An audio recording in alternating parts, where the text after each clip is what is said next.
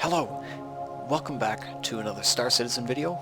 Today we are looking at the Aurora MR, or in other words, what I believe to be the second most useless ship in the game. We'll talk about that later. The primary focus of this ship is interdiction. However, it has only two size 1 fixed mounts. It's 19 meters long. It is 7,500 kilograms, so 7.5 tons. It has a crew of 1 person, but it can take 13 cargo units, which I think is the third, I want to say third, maybe fourth, tied for fourth largest amount of cargo units a ship can, or the Aurora has in Star Citizen, with the Aurora CL having like 50 or something ridiculous. It's got 8 tier 1 maneuvering thrusters, which would be these little things. You see these things in your Constellation 2, bigger ones though. It's got a size 2 power plant, or a size 1 according to this. We do have the right ship, right? Yeah, we do. It's got 1 size 2 pylon mount, but it doesn't have the missiles on it. You have to put it on. It's just available to put on. It's got a size 2 shield, and something that's not on the ship actually is the carry-all cargo unit, which... Do I have any paint? No. But anyway, the cargo goes directly under here. It kind of slides in, which is cool. So let's start at the front. What do I like about the Aurora? I mean, like, I've done 2 Aurora videos before. I think they were kind of trash, looking back at them a little bit. But anyway, I think this ship is very cool. I like how these spread back.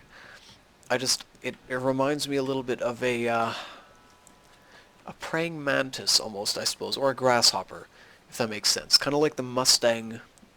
The Mustang reminds you of a grasshopper. This kind of reminds you of a different kind of fierce bug or something. Just from the way of the glass and how these kind of jut out like that, it's pretty cool. But it's basically an Aurora. It's like exactly the same. What I don't like about this is the color scheme, but it is also the second cheapest Aurora you can buy with a game package. With the cheaper one being the ES, I think. But anyway, let's take a hop inside.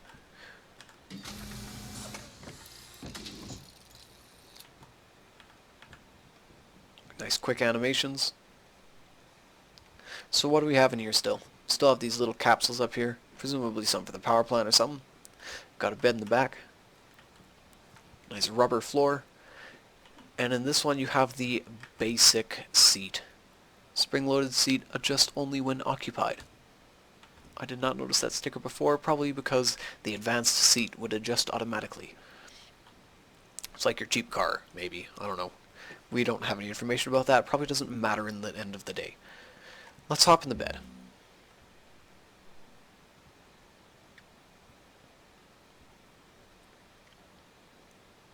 Got some nice windows behind our head, and above our head, look at that. That's something that the Aurora LN does not have, because there's a huge power plant right above. But you can't look around, but you kind of get the idea. If we hop out, rub our nose.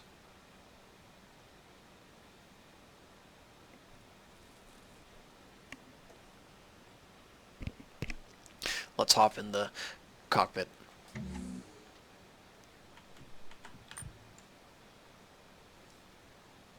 And again, you can kind of see that cheap seat. The other, in the Aurora LN and the LX, I believe as well, it's got the fancy leather seat, apparently.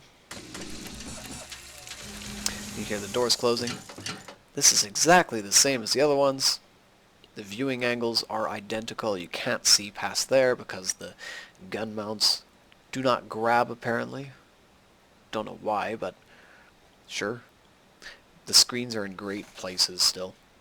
But the viewing angles, overall, they're okay. I mean, these two angled pillars right beside where your crosshair would go, those are the worst ones. Because if you're in a dogfight and you're kind of orbiting around someone like you should do with an Aurora, as I see it, you can't really see them when they go behind there, especially if you're more than a kilometer away. So, that's probably the only disadvantage, but all of them have that. So let's hop out.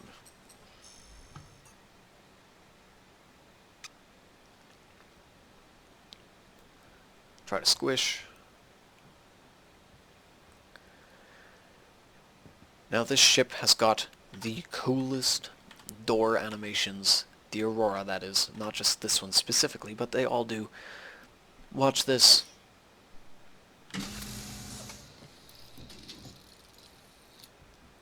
And I did not want to get out, I wanted to show the other side. But it is literally just the mechanical feature of it is just brilliant. And when they took them off the Constellation, it made me sad because I wanted to see them on the Constellation as well. But let's watch it again. That door animation at 140 FPS, I'm telling you. But yeah. So what do I think? What do I think of the Aurora or the MR? I'd say if you're gonna buy an Aurora for the basic ship, this is very hard. I own the LN, as you know, and that's how I see it. That's the best one. When I bought the game, it costed me $45 for the game package and everything. I think now you can buy it for $45 with the package, but then you have to spend a bit more. I might be wrong. I don't know the exact prices. You should check them out yourself, but the way I see it, you should almost spend the additional $10 or whatever and buy the slightly better ship. Because the LN, compared to this, it's got twice the amount of guns, it's got better guns, and it's got the missiles, and it has a better power plant, better engine, better shields. It's just it's so much better. It's more aesthetic. It's not silver and black or red, silver and red, but it's green and yellow, for crying out loud. Like, who doesn't love that? And it looks more menacing because these intakes are huge. So that's maybe how I would say it. Because when I bought the game, I kind of looked at the packages and I saw this one and I'm kind of like, yeah, spend the extra $10 and I'll get the better ship. And I loved the ship. It was great. I still use it in Arena Commander. It's hard because the thing maneuvers like an old wagon, but I mean, like, it's able to defend itself. And I should be able to hire an NPC to fly it beside my Caterpillar when the Persistent Universe comes, like, live. Like, proper live. So, that's how I see it. Not everyone will have the same opinion, but I mean, some people just want to buy the cheapest thing they can and just get everything else in game, but which is cool as well. But anyway, I thank you for watching this video. Please stay tuned for more, and I will talk to you guys soon. Bye-bye.